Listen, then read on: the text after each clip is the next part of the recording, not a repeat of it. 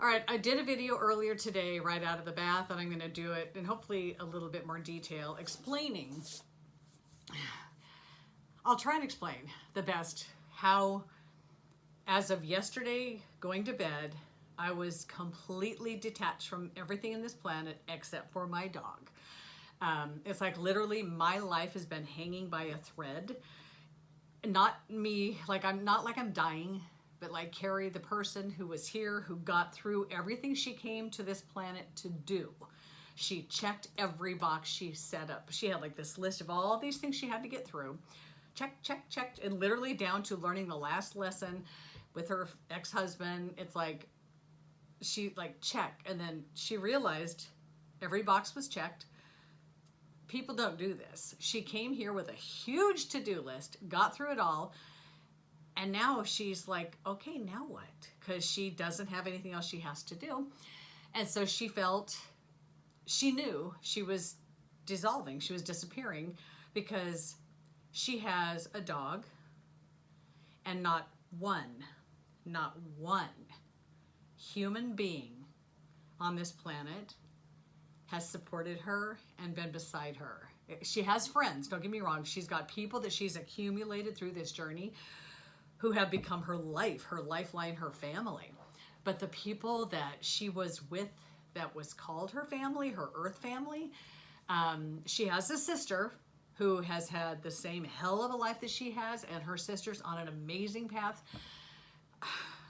I love her to pieces, and I just want her to have the most easy rest of her life, and I'm going to do everything in my power to make that happen, because we did not have it easy. But then the family that I was part of, a man that I married and a child that I have, and that whole small family that is pretty much non-existent for me, it's an I mean, there's a lot about this family. I'm not going into any of it. The only ones I'm working on or I'm dealing with are the one that I was married to and the one that I gave birth to. The vision I get is like this glass ball that it's like you polish this ball, you put makeup on this ball, you do it, and then you stick it out the car window. Like nobody sees you, but it's this ball out the window, and that's kind of like the vision I keep getting. So they have this thing about what they put out there. It's like what you see, like it's like all I could see is like the Wizard of Oz. It's like what they put out there, what people see is just like that little picture you see with like an island, like this little island sticking out of the water, and then underneath it is, you know, real estate. It's like what you see is such a small little thing, and it's the polished version, so it's not even real. It's not what is real inside the person. So this is like all these visions. When you're so, I guess, not sure of who you are, you're not sure if you're enough, you're not sure if what you have to offer is going to be what the world wants to see, so you polish this ball and you put it out like, see, look, the talking head, like, and then if they like that, then you could put a little bit more out there. But to just jump in, like I've done with these videos, and just put it all out there and think that it really matters how they take it, that's the problem. Clearly, I put these out with no makeup. I put these out like right after the bath. I put whenever, tears streaming, because when something comes to me that I need to put out there, it's because I need to put it out there. And how I sound and what I look like, that doesn't matter. The people who need to hear what I have to say will get the messages, they will find them, and they will help them. I don't need the whole world to hear what I have to say. I only want the people who need to hear what I have to say to hear what I have to say. And so the life that I had, there were so many fears and insecurities in this family that I married into, but I didn't know that, because when we intersected, I had been on this path like dysfunction, you know, mess, but then I started going up, like, okay, I'm on track, and then I crossed paths with him at that intersection where we met. I was on this path and he was on this path, and so that's where we meet. And so once we meet, it's like he's still here and I'm going here, so the wedge gets really big. But where I was before was completely dysfunctional, card carrying. I mean, my life sucked. I hated life. I hated myself. I was suicidal. I hated everything. But then when I met him, I was like, I was doing better. I was doing better. So I kept improving. My vibration kept going up because I was growing spiritually, even though I didn't know it and I didn't know what the word meant. But so the difference between the two of us, you know, it grew so drastically, but I didn't ever see, because I was so broken when I stepped into the picture, I didn't see that this man and his dad had these huge fears that, so they just overcompensate by like, look at me, look at me, look at me. And I should have known that on our first dates. But I was so excited that from the life I'd left behind and the relationships vibrationally that I'd left behind, I mean, anything was an upgrade. So here I'm with like a professional, a highly educated professional, white collar, you know, all that stuff that people think matters. And, but whoever we are, wherever we go, there we are. And so his dad had these incredible fears. I'll just never forget the Christmas. And it was just so indicative of his entire personality. Like it was all, you know, sitting around and the family crap. And then it was all done. Everything was done. And then it's like, everybody come see. He sits his wife in a chair and he has everybody gather around as he hands her a gift. Here, Barb. And she opens it up and it's a pretty necklace. But he's like, look what I did. Look what I gave her. And I'm like, to me, character is who you are when no one's looking. So if this special necklace was so important to give to her, why would you give it to her in front of everybody? Why don't you take her to the bedroom and privately do it? Because that's not what mattered. There's so many stories. So I was married to these people with fears who they never, and this is the big thing that I really noticed in this family. When there was a person with a huge problem, like cancer, everybody in this family, except for me, has had cancer, or my daughter yet, she'll agree to it. So they've all had cancer, but when any one person had the cancer, that person was over here, while the rest of the family, these people, they gathered over here and they wanted to talk about this person's cancer. That person never is included in the conversations. So they're talking about a lot of the, you know, the scientific stuff. They don't really dig too deep into the, is this person scared of dying? They don't go there. They are so afraid of anything that they don't understand, that they fear, that they literally, they look at each other, the bloodline, they grab hands and they skip hard and fast the other way. It's like, la, la, la, la, la, la, la. It's not happening. Let's talk to each other. Let's talk to each other. They're not going to talk to the person that's going through. So one had cancer. They all talked about it and convened. Another had cancer. Oh, now that person's out. Now I'm in this circle they want to talk to. And then this person has really serious anxiety issues. Oh, that person can't be in the conversation. They go over here. So I'm seeing this dynamic with this family all the time. And I'm like, you guys need to pull that person in and get everybody else out. So that's where I really started to understand this family. And so when I walked away from this group of ladies and all my friends, and I didn't know what to do with myself, so I just started walking. I started walking, and then I found I was quieting my mind.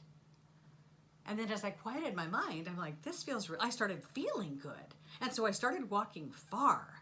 And then I started realizing that I'm going to go for these walks and I'm going to let 1 mile go by where any thought can enter, and then I'm going to shove them away, and I'm going to quiet my mind, and I'm going to allow what comes to come. This is what started this crazy journey of mine, shutting down everything outside of me. I shut down the news, cell phone, everything. I had my phone on me because that was my recording device even then. So as I would go for these walks and then shut everything down, I was amazed at the ideas and the thoughts that came out of the blue. It's like they don't come from me. They're bigger than me. I remember I had a business idea for a friend of mine. I'm like, oh, I got to record that. So that's what started my journey, not using my device, going to the woods, going to the mountains, going to the water. That's what started this journey. And then going into hermit mode for years. I literally have become a hermit. I started my hermitage in February of 2019, and I pretty much, other than during a 6-month pandemic stint with my ex and my daughter, I have been a hermit. I have been away from people. So I have had nobody else in my world but my dog, my child, and my ex that are my immediate family. So what I did wrong was I went and quieted my mind.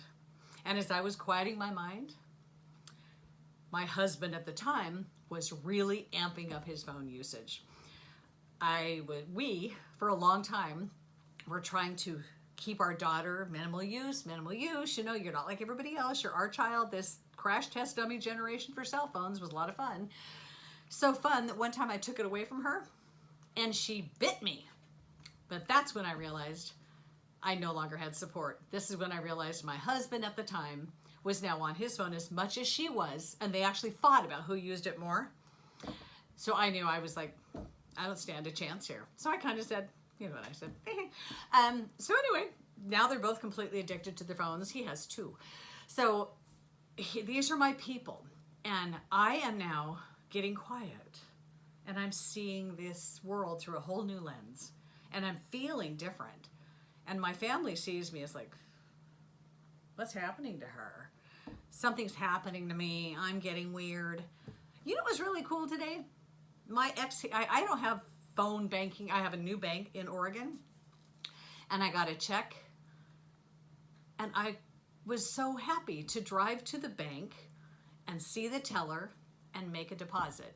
When was the last time you did that human interaction thing?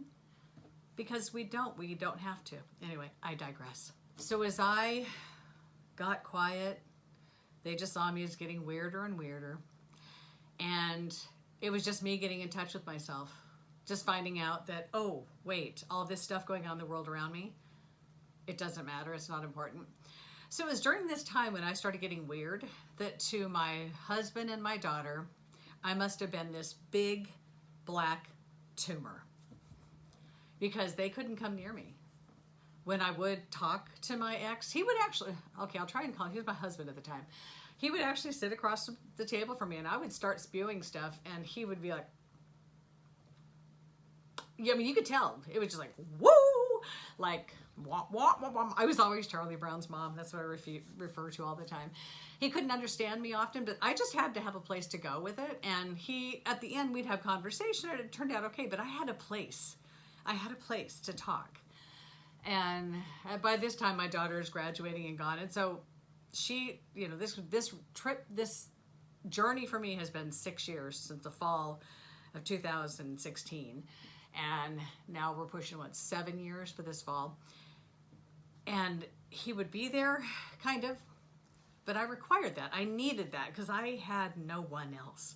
So as my journey continued on, the further I went on my journey, the more, by this point, the only connection I had with my child was the dog. I was just too weird for any, she just couldn't talk to me about anything, which I found very weird because she used to really love me. So I had these connections with them and then they were just kind of gone. And they were the only two people I had in my life. And so as the years would go on and I'm going through, and now I moved to Newport and I have my own place and we're still kind of connected, but it's like they can only love me from a distance and with that bag full of conditions. They can't love me where I am. And so as I have Marley, I'm almost done. As I was desperately in need of having a human that could that knew me then, that knows me now, that I could have that sounding board, my family, they grabbed hands and they skipped far and fast the other direction and they could not be part of this journey with me. And so I have been it's like I have this vision of like hanging out to dry, like the bag hanging over the cliff, like just waiting, waiting to drop. It's like they just hung me out there like, okay, we don't know you. You just jump off that cliff. So it has been an interesting journey. And I also have realized, I've been told, that the reason that my journey has been so exponentially fast, it's like I always see myself like as a ball in the slingshot, like I'm being pulled back. Because it's like, there's nothing stopping me. And so it's like, okay, something happened. I launch into the next dimension. And so that's what's going on with me. And so recently, this whole thing I've had to go through, this whole coming out by being somebody who receives higher intelligence, by being super connected to source now, by totally being connected to God, by understanding all this stuff of who we are, why we're here. It's like there's not one part I don't know. But it's like, I've had nobody to go through this with. And I have so many great friends who have partners. They may not know what they know and believe what they know or understand it, but they are their partners and they support them. And let me tell you, I will take this to any superior court in the land and have one-on-one with this man to see who supported who the most and who's been there most for the other person.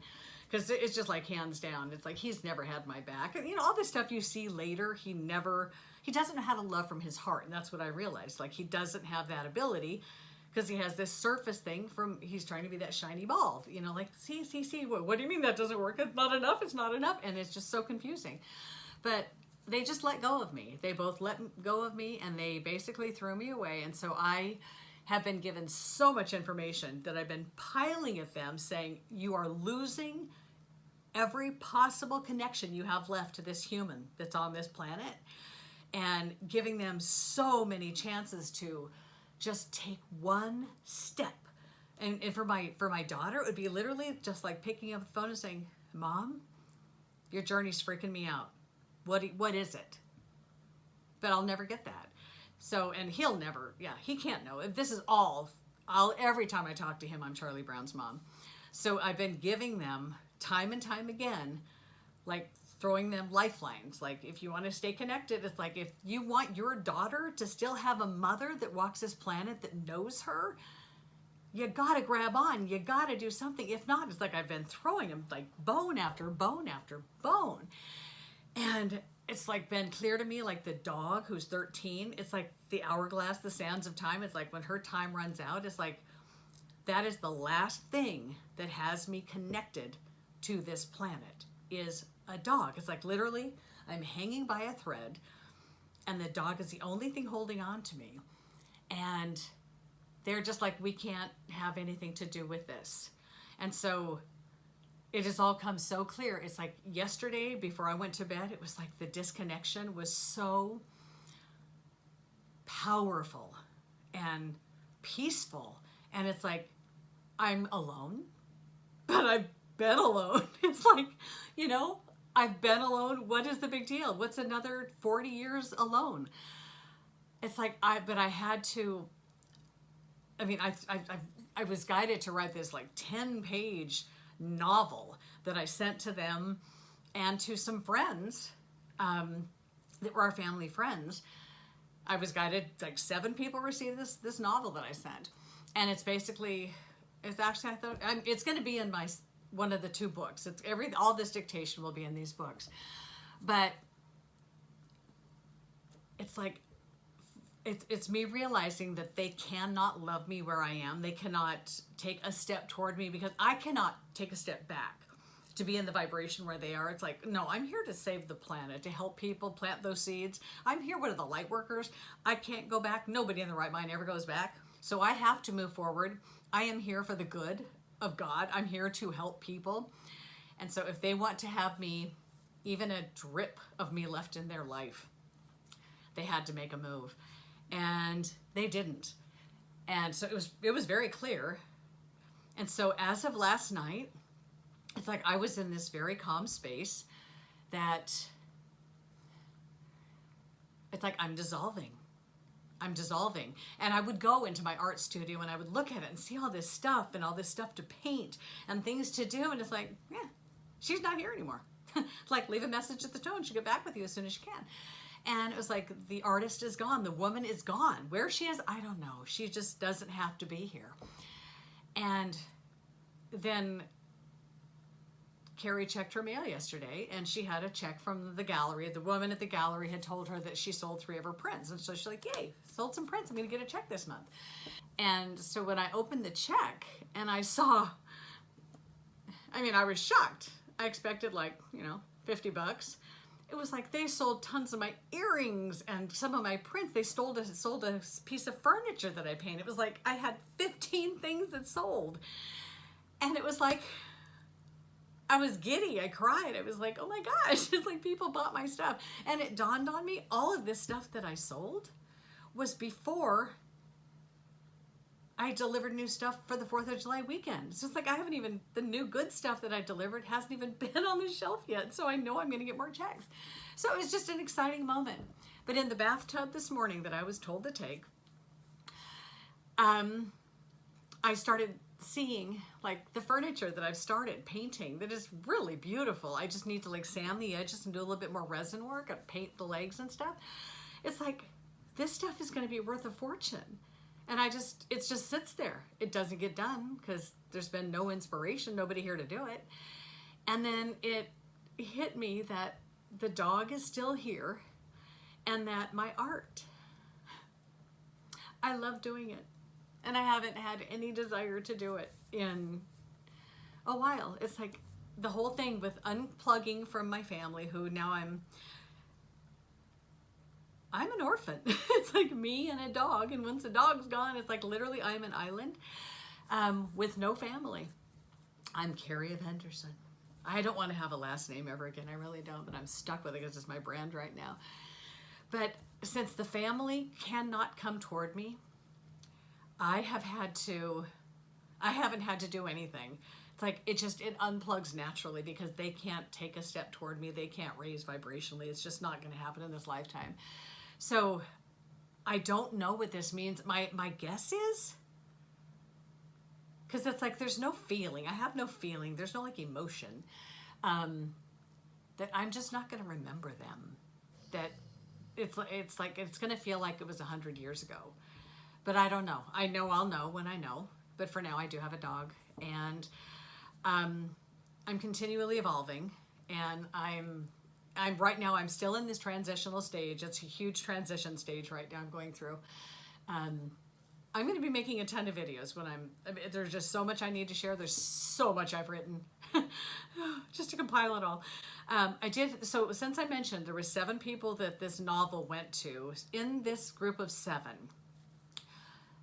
there are 3 or 4, see, I don't even know. There's 3 or 4 that are people who are church people. They go to church. They've grown up going to church. They go to church. I've never gone to church. I've never read the Bible. I am now. I have a Bible now, and I'm trying to, I'm not going to say get through it. I'm just starting it. Okay, I'm going to learn how to read this thing. But since I've met God on the backside, since he came to me and I started, and knowing what all I need to know from God personally and from the backside, I know that in church they talk about we are eternal, right? We are eternal beings. I mean, again, I've never been to church, but I think this is the thing that throws me the biggest loop. One of these people on this thing, I have actually given a lot of my information to. She was a dear, dear friend, just like the biggest heart ever. And it's like, I've sent her a lot of the stuff I've done because I think she gets it. I think she can get it. And so she's one of the people I question, along with 2 others. Like, you go to church, they tell you we are eternal beings. What does that mean to you? I mean, to a churchgoer, and I would love people to comment, you're an eternal being, you hear in church. Now, I know we're eternal because I know we don't die. I know this body will go, and I just want to kick this carcass to the curb, and I want to give it to science because we don't die. We are eternal. And so when you know we don't die, you know we have no fear. I just get so lost in, why am I so weird when I'm just speaking everything that you're hearing in church? But what you're doing is, it's like, to me, from people that I've known growing up, people who went to church like every Sunday, it's like they needed to get to church because they had some stuff they wanted to wash their hands on. That is to me what I see. It's like what I'm learning about Jesus, and I actually knew nothing of Jesus, but now I'm learning everything that I can. He was the way. He was showing us the way. And Jesus never said, we shall gather in a box on Sunday. He said, follow me. Be like me. I am the way. And that's me and the people that I love, that I'm on this path with. That's what we're doing. We are showing you the way to where we don't want stuff. It's like we are just here to share love and to show you the light and bring you to the light. But for some reason, that was translated into, no. You go into this little box on Sunday, and you don't need to be the way, because the guy at the head of the box, You get to sit and listen to his translation through his lens and his filter of what he thinks I mean. And I'm talking what Jesus meant. And so these friends who were friends who they follow Jesus, they follow Christ, they are Christians, they're God, I'm not going to say fearing, that's not even a word that should exist, God-loving people. Why is somebody like me and all my spiritual group who know that we are eternal, we live this way, why do you look at us like we're strange when you've learned this? So I'm very curious, being somebody who never went to church, I am very curious, why is it so hard to fathom that we are eternal when you know we're eternal? So I think I'm going to leave that at this, and there will be more. I've got a few things to say apparently, and I'm just getting started.